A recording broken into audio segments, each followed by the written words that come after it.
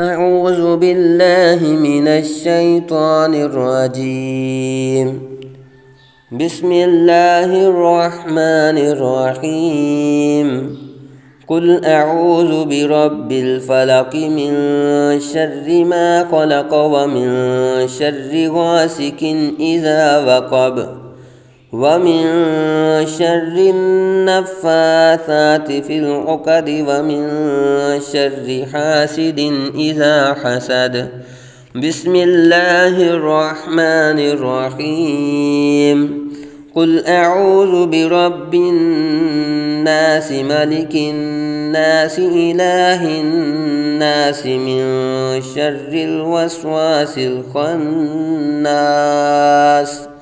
الذي يوسوس في صدور الناس من الجنة والناس.